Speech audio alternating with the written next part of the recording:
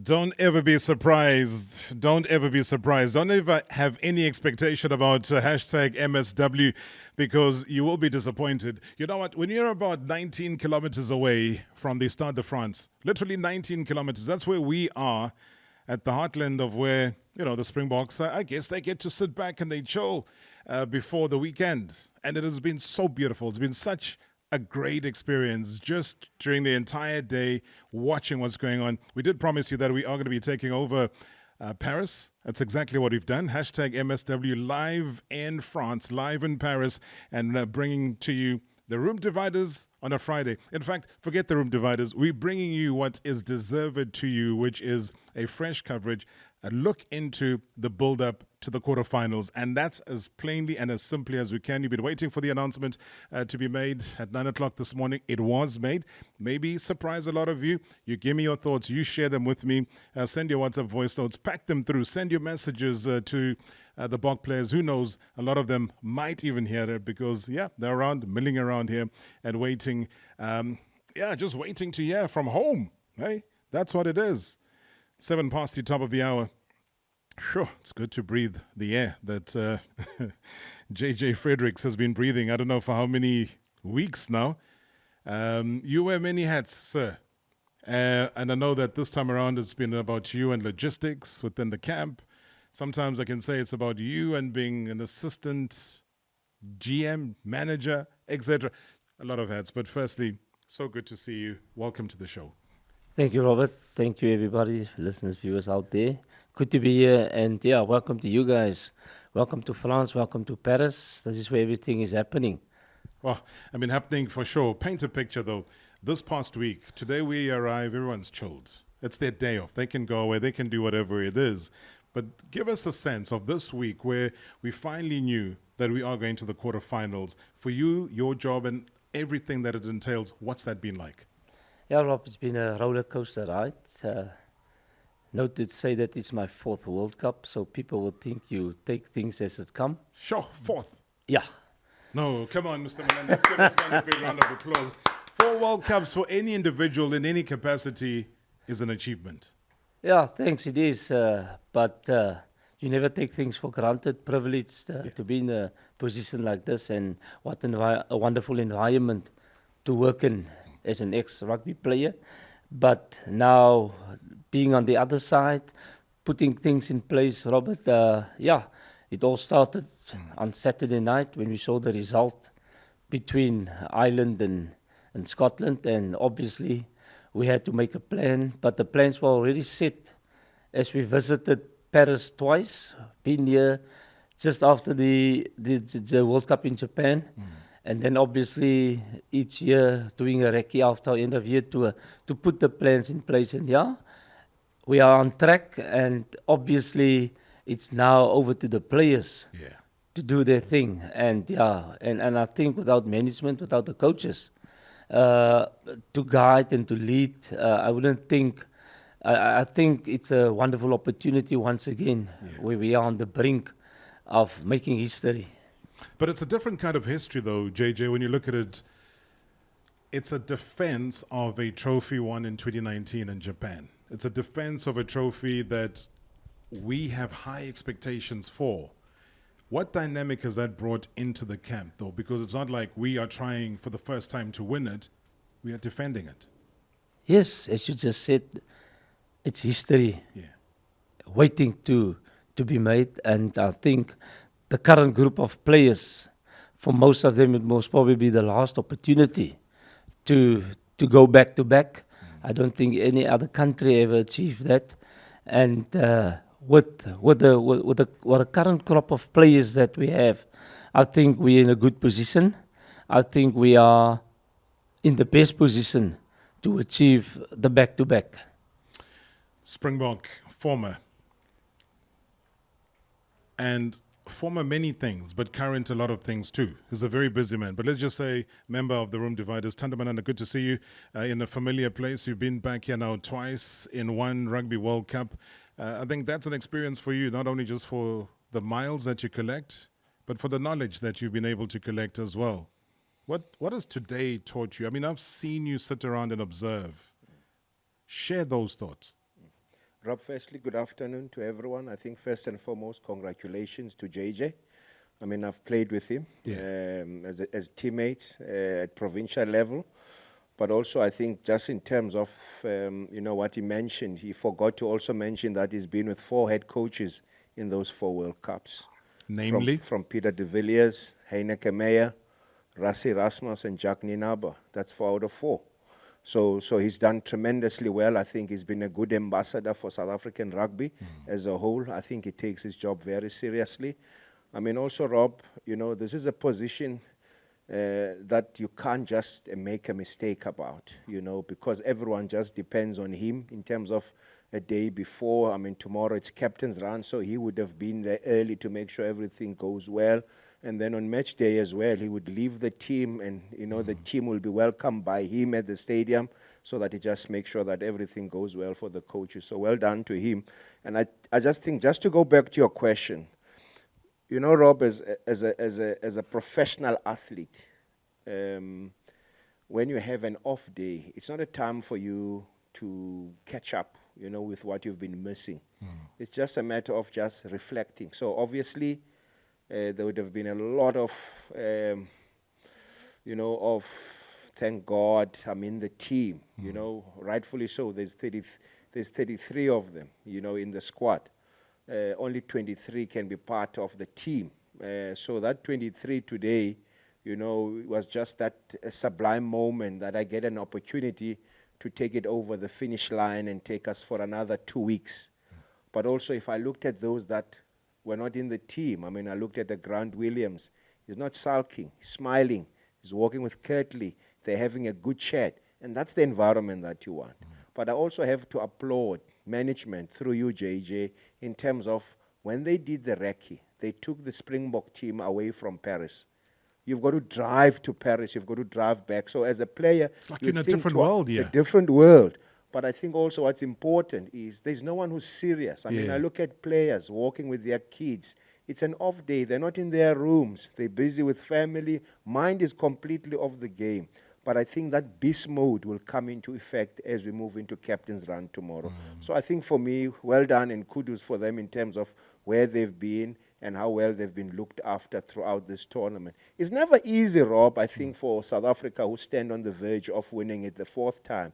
Realistically, us and the All Blacks stand on 3 World Cups.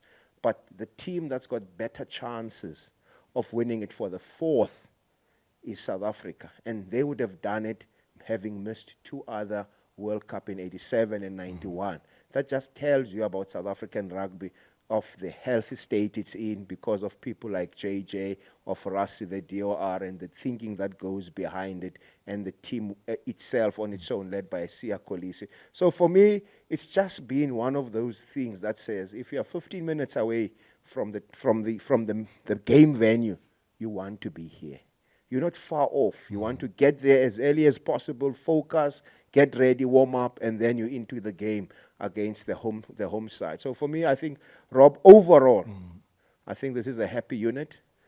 If anything goes wrong for them, it's just going to be them not having luck on their side. And I know that after the announcement of the squad, the French coach did talk about it being a chess game. You know, the fact that Rassie held back the announcement, made it on Friday. And, him now deciding what kind of split he should go for and so on. I mean, what do you make of these mind games? I mean, this is more like a modern type of era that we're in right now, JJ.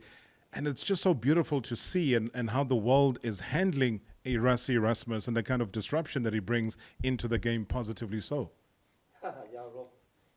I would say, fortunately for me, I'm on the other side. I'm not a coach, Thando. And happily, I just watched this game of chess. But I think we are in a privileged position to have a guy like Rassie Rasmus who came in, and the whole thinking, his whole way of inclusiveness of each and every player that's here. There's a nice family environment which we've created. And as Thando correctly said, today's off day. Yeah. But for us as management, there's never an off day. You always busy. You're always preparing. You want to be that one step ahead of the opposition. And for when it comes to announcement, in our squad, our team gets announced. Players know exactly on a Sunday. Yeah. Whether it's a Monday morning, they know exactly who's going to be who's going to be playing, who's not going to be playing. He said, you give you an opportunity to get over it. And if you didn't make it, don't sulk. As Thando said, it, if I'm not in the match 23, obviously I've got a different role, a role in which I have to prepare the guys who's been selected. But as I said, luckily I'm not a coach. I'm standing on this side, but it's all part and parcel, as you say, these mind games. And I don't think it's mind games. It's just a set. It's a plan that we have, and obviously guys are prepared. If you are selected, prepared to give it all. Yeah. And obviously, if I'm not selected, prepared to help to prepare the guys to the fullest who is facing France on Sunday evening. I mean, just give us a bit of insight, though. We saw a little bit of it in the documentary, post the World Cup in Japan. And your role that you've played, what happens in the change room when the kit is all set up, and so on. And maybe at times there's special moments because it's celebrating a special occasion of a certain player. And I think a large part of that documentary centered around Kolisi and his rise and what was going on. Those change room moments for you, how have they evolved in time? Where are we right now? Because I think that carries what I see now outside is just a family environment of friends. These aren't people that I've just met today, want to be angry at each other. You know what? It's blown my mind, JJ. I won't even lie to you. That's why I'm just saying, maybe give us a little bit of insight, seeing that you're here with us today. Yeah, Robert, times have changed. By the time when I stepped into the Springbok environment, as Thando said, with different coaches, there comes different ideas. But with Rassi Erasmus, the first thing he said, if you step into the change room, I must feel that this is home. So the atmosphere that I create as a logistics manager when the guys step into the change room, whether we're at Eden Park, whether we are in Bloemfontein, whether we're playing in Tokyo in Japan, but I always want to say that the aura that you when you step into the change room, the guy must absolutely understand that I'm home. And he did away with all the slogans. Lots of slogans in the past was pasted onto the wall. And he said there's one thing that the guys must realize when they step into the change room, and we all know it by now. He said, let the main thing stay the main thing. Now, what is this main thing? He says this main thing is to play rugby good for 80 minutes.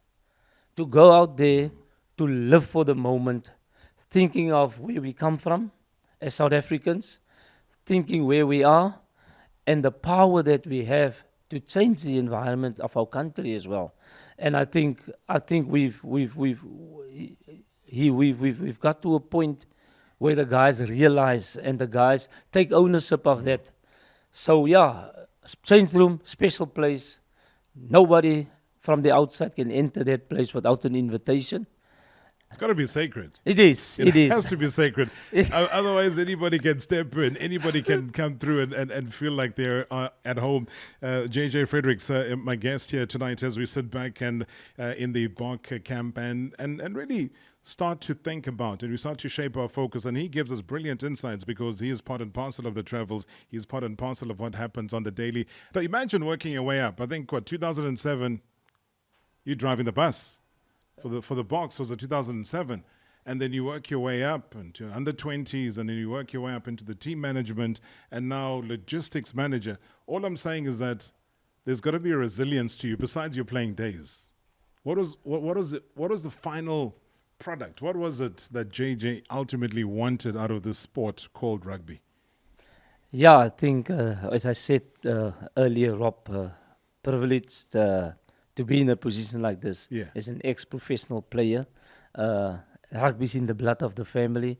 And when I had an opportunity to start working at SA Rugby, as a driver, as you've mentioned, it's a funny story. I need to share it with you. Please do. The manager of the junior Springboks couldn't make a trip to Argentina with the baby box. And our ex-CEO... Mr. Johan Prinsloo, who passed on earlier. He said, but you played rugby. I said, yes, I did play. Yeah. He said, you understand what's happening. He said, are you willing or can I send you with the junior box to Argentina as the manager? And I said, yes. What an opportunity. He asked me, do you have a passport? Do you have a valid passport? That's the key word, is valid. Yes.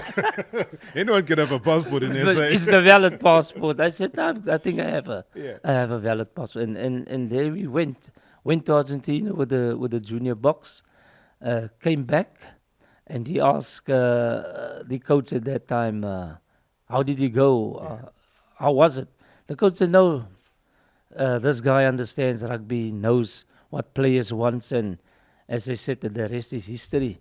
And here I am today, Robert, sitting and chatting with you. What a privilege as well, from the heart of Paris. Oh, jeez, I mean, you're going to start showing off now and speaking French to us who don't know a word of French. I look at the bomb squad. I see Dion Fourie, Oxenchair, Vincent Koch, Argees Neyman, Kwagga Smith, Faf de Klerk, Andre Pollard, Willie Leroux. Would you, in Thando's formation last night, would have had any of the bomb squad in the starting 15? The ones that you've just called now? No, Manana, last week. No. I mean, I think you know, I had Trevor Nyakani, so he's completely out of the match day I 23. want you to mention why, because that's what I'm getting at. I'm trying to get you to give us the Trevor Nyakani absence. I don't know how to put it in words. I mean, we watch all the same game, but I think as someone who I watch positional play of the guy is just too good. He's just a great asset. I think him and Ox at one stage, Bongi Bonambi, whenever they came on, they really became the distraction boys. I think if I take you back to a game against Scotland, I mean, that starting front row, JJ was there in Marseille. It struggled. Yeah. I mean, we went into the break 9-3 ahead. And when they came on, I mean, they won a penalty from the first scrum, and it was just them giving us that ascendancy. So I've always had a liking for Trevor ever since he's moved to tight head. It was never his position, but he managed to work himself into a formidable tight head. So when I saw Vincent Koch, and remember Vincent Koch was also a little bit out with a little bit of a knee injury, so I thought that sort of took him back from a pecking order perspective.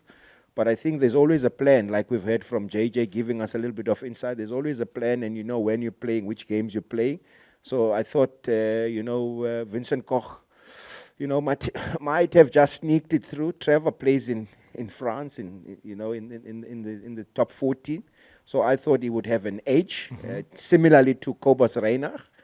One would also saying that he's knocked right through this tournament, and his opportunity came at the right time, where he'll be playing against a formidable opponent in DuPont, where he's played with him against in the top 14. But I'm not a coach, Rob. It's just my opinion, I felt. But if you look at the rest, I've always said a 5-3 split.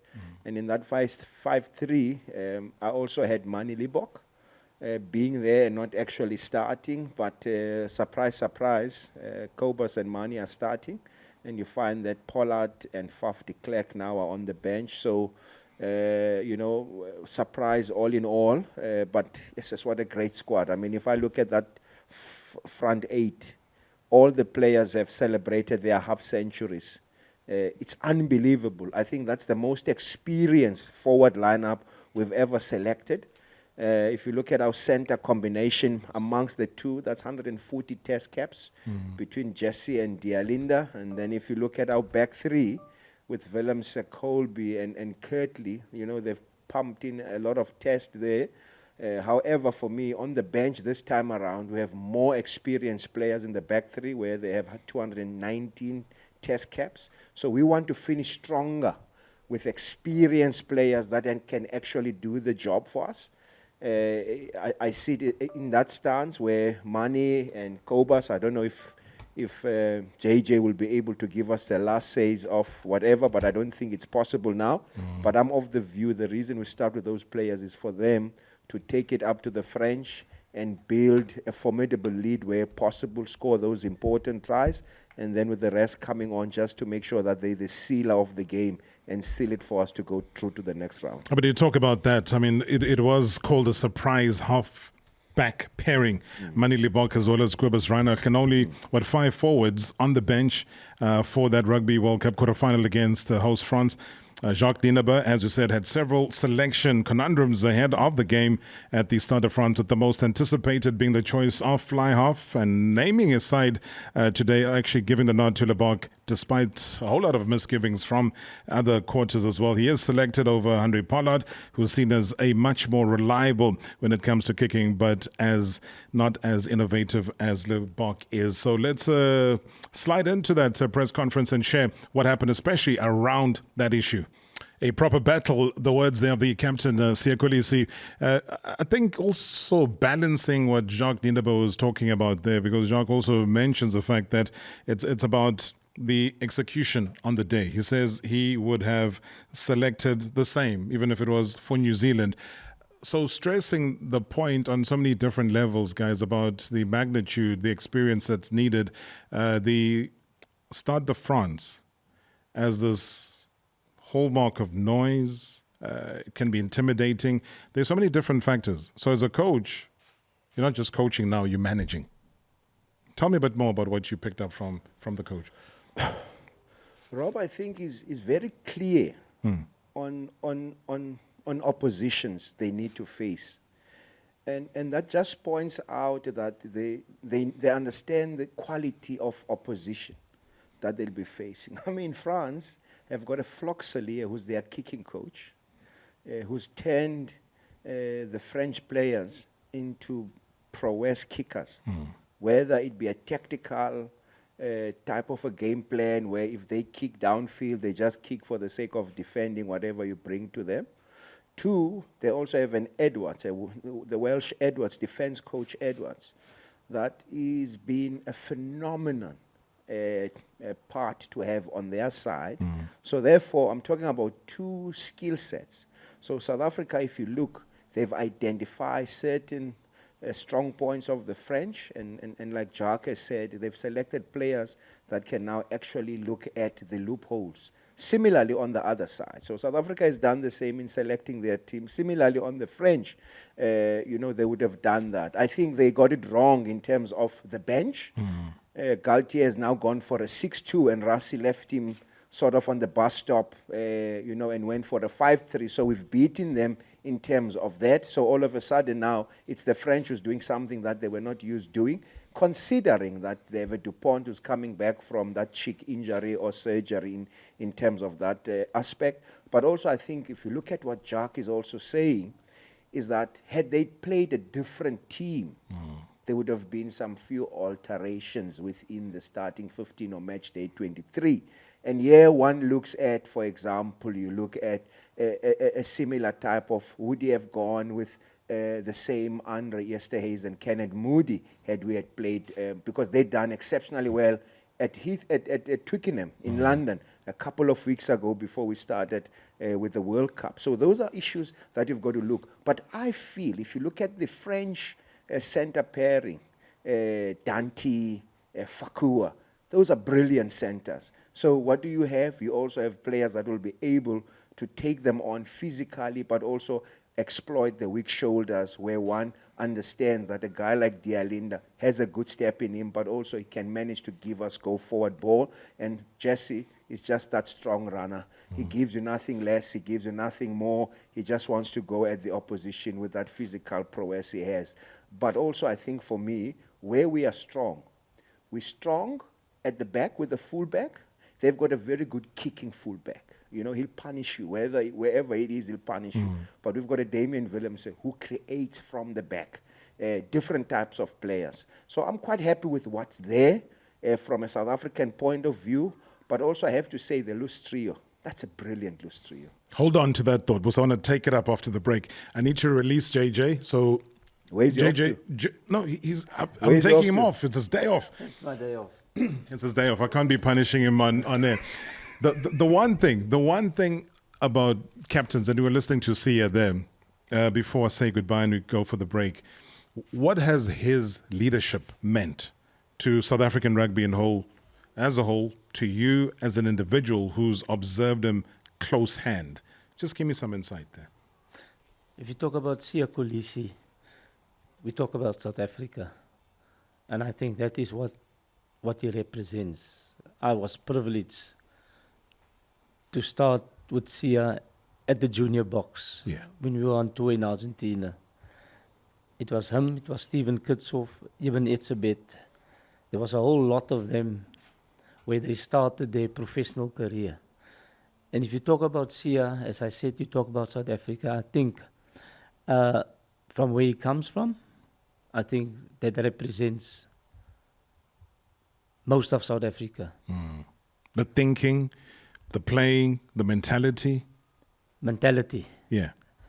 We all know that he had a career-ending injury. And what we all witnessed as management, as the rest of the players, how he sacrificed and the fact that he's here today. People will call it a miracle, but I say that is determination, and that is the South African spirit. That is Ubuntu. Sia Kolisi, phenomenal person, on and off the field, family man. I can call him my brother, I can call him my son, but that is what he represents for South Africa. Thanks for having me, and all of the best. Enjoy Paris. Oh, we will, man. JJ Fredericks, thank you so much. And you talk about Sia, I mean, little moment early in the afternoon. So we're having a little chat, and he says, you know what, I'm going to go cut my hair. So I'm thinking he's going into this fancy French salon somewhere, you know. So I'm like, where? Because this is like like almost like a farm area where we are right now. He says, oh, there's a guy that we use here. Then the next thing I look across, and he's sitting on a chair, and the guy is just ably just cutting his hair like we normally see in South Africa under a tree.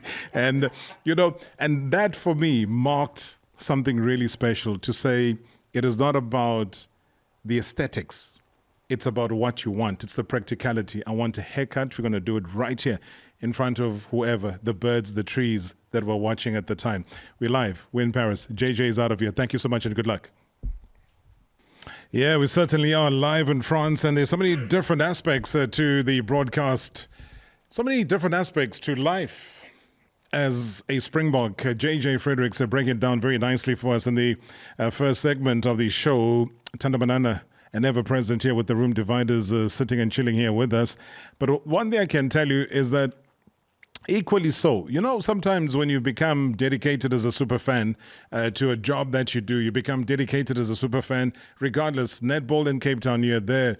If Sekhukhune United are playing, you're there. If whoever's playing, you're there. Then one time you are watching cricket. Then the next time there's a basketball tournament, you are there. You've been showered and been given a name called super fan. I have no idea what that means. But Botham Sila, who has traveled the length and breadth, he's tried to hike from Cape to Egypt. It didn't quite work out for him. He soon realized that there are certain parts of Africa where there is war, and you don't just walk through as if you own the continent. So we've had to rescue him, put him on a flight, send him to Egypt. This time around, he didn't take a chance trying to hike to Paris. So how did you get to Paris? Good evening and welcome to the show. Botham Sila. Good evening, Robbie, and good evening to all the people at home, the fans, everybody, the supporters. Bonjour, Mono Army. What? Bonjour. Mono Army. Yeah, we need to learn, Robert. Is that all you've learned in the past month you've been in France? I've learned so many things. Remember going to the train, you need to understand some other languages of a train. Yeah. Where sometimes you'll find a board written sortie. Sortie means exit. Oh, I know I must go out here. Benvenuto, welcome. Hey, very difficult, Robert. I only want those ones. It's important to learn those ones. How to go out, how to get inside the train. Stade de France. You must know Stade de France, a stadium where to. That's the most important thing. And then greeting, it's good also. Remember, people here, it's difficult, Robert. to engage with them, discuss with them, Yeah. engage about rugby and other sports, because they don't understand English. It's very difficult. They'll tell you, oh, me, my friend, my English, small. It means here there's a small, large, and medium English. So if you come across a small, it's a challenge, Robbie. He's struggling. Medium, at least you can communicate. But tell me though, how do you manage to be front row? Because yourself and Mama Joe, we're always seeing you where the cameras are able to capture you. So how do you manage, Porter, to get these tickets that must cost in the hundreds of thousands of rands to be there in the front, where you're almost catching gum guards flying out of players' mouths? Remember, Robert, we came far away with the sport. Yeah. And the way we understand the ways how to maneuver and the tricks to make to find yourself in a front row. Normally, we will get a ticket where they will say you must stay up there where you can't even see a player. Yeah. It's very difficult. But now, remember, the system of the stadium is different like to football. Now here they use a seat number. So normally we will go down, maneuver, get seats that are vacant, and then we occupy the seats, still waiting for someone to say, sorry, my friend, this is my seat number. You can't take a chance here. And then we shift it to another vacant or open seat, and then we sit. And while we are sitting, at least we are enjoying the coverage, and then we're enjoying. And then when the owner comes, said, "Sorry, my brother, that's my seat." Oh, I'm sorry. And you shift until the end of the game. It's You keep very shifting. Tough. It's very tough for us. You can imagine that. Oh, man, you know what? You guys have been making headlines just as much as the Springboks have been making headlines. And I had a conversation with the Minister of Sports, Arts and Culture just the other day, and I gave him a bit of a throwaway line. Jokingly, but at times you don't joke with the truth. We were chatting with Thando Manana and the defending champion South Africa, wary of the threat, as Thando kept saying over and over again, that is posed by the France captain Antoine Dupont, including the hostile environment in Marseille. Now, South Africa's scrum half, Kobus Reinach, together with the prop Bongi Mbonambi, as well as assistant coach Felix Jones. Bongi Mbonambi was our starting hooker in the final against England. Because of his form throughout that tournament. Malcolm Marx was on the bench. Bongi Mbonambi lost one line-out throw throughout the entire World Cup. That should be somehow a record. Yeah. Losing only one line-out throughout that. But here's the say. His play, his general play, is of one of the best in terms of him understanding that position, because that's a position he played throughout his career. Sure. Whether it was at the Bulls, whether it was at the Stormers, and he worked very hard on his line out, which also tells you that practice makes perfect. And I think his combination with Malcolm Marx, people want the other one to be better than the other one. But between the two gents, they just complement one another, because that's what's important. And if you look at Marx not being there, you're actually saying to South Africans and the rest of the South Africans that actually Bongi is carrying us through the final. If Bongi is to have a setback, which God forbid, we're in big, big trouble. Because the other two are just makeshift hookers that are in the team. But we've lost Marx due to a knee injury. Now you have Bongi Mbonambi. So now the coaches are going to monitor him, that at a certain time they need to take him off if things are going okay. But tomorrow is going to be of an exception. There's no Marco van Staden on the bench. Now you only have a Dion Fourie. So effectively for me, they will not want to risk when you have guys like Woki, the tall Frenchman at line out, and want to bring a guy that is off Dion Fourie. Nothing against Dion Fourie. Yeah. But in a game like this, Ubongi might play as John Smith used to play up until the very last minutes of the game. Because if you look, you have Woki, and then you have got a very talented guy, Flamant. Flamant is very, very talented as a 4 and a 5, and that combination has been there. for the French team throughout. So Bongi is an unsung hero, Rob, but he plays his best rugby when Malcolm Marx is there because they just complement each other and they understand each other. All right, it's our live broadcast coming through from France. We are in Paris. We are in the backdrop of the Springbok camp and their day off. And what a magnificent backdrop it has been. You know, Botham Silas here. We had to praise and give him his star while it still continues to shine. What are you learning and what have you learned about rugby? It's so funny. South Africans say, but why are you giving money to people that don't even understand rugby? You are a super fan. You're not a super soccer fan. You're a fan of sport as a whole. Tell me about rugby, your love, what you've learned, and what have you experienced about this Springbok camp? To tell you the honest truth, Robbie, we have been supporting rugby all the way from home. Yeah. Remember, rugby was initially we were told that it's a white sport, and then in apartheid era, it was only for white people. But we are the fans of South Africa. We've decided now that everything, any sport in South Africa belongs to all of us. Mm-hmm. What I've learned about the rugby is that it's a physical game, and what I've learned is most of the players, they are playing with passion. Mm-hmm. I've learned that it's the most important sport that needs to be supported by everyone. What is your message now to the Springboks as they line up for Sunday? I've seen you in Bloemfontein at the Bloemfontein Stadium wearing your now defunct Bloemfontein Celtic overall. The one half, the other half was the Free State Cheetahs on the other half, which again says to me, you've been there at the rugby terraces before, but we never answer to noise. Sometimes we just keep quiet. It's better to let people make the noise. But what is your direct message now? Jacques Nineba, Rassie Erasmus, Siya Kolisi, the rest of the squad. The message is simple to all the players. The coach have selected the squad, and then our captain Siya Kolisi, he understands his job. 56 million people home are waiting for the cup at OR Tambo. The message is go there, represent the country, play as if there is no tomorrow. Make sure that you tackle them harder. Make sure that you press them harder.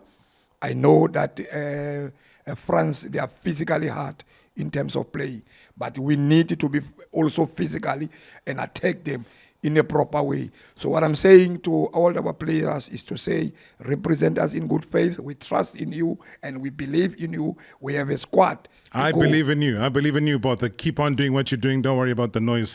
Thando Manana, we're going to be back on Monday. Yeah. Doing the show here. What's your expectation? Give me a prediction, please. We got 10 seconds. We've got to be out of here. Rob, Nalifai, Mauvaka, Woki, Jalibe, Dante, Feko, and Penot. And then South Africa win by 5 points. 5 points. Yeah. All right. Thando Manana says South Africa to win by 5 points. South Africa, I say to you, 947, Prime Media, everybody that's made this possible, hashtag MSW on 947 in Paris, in France. You the winners. Hashtag MSW. Are you ready? Marawa Sports Worldwide.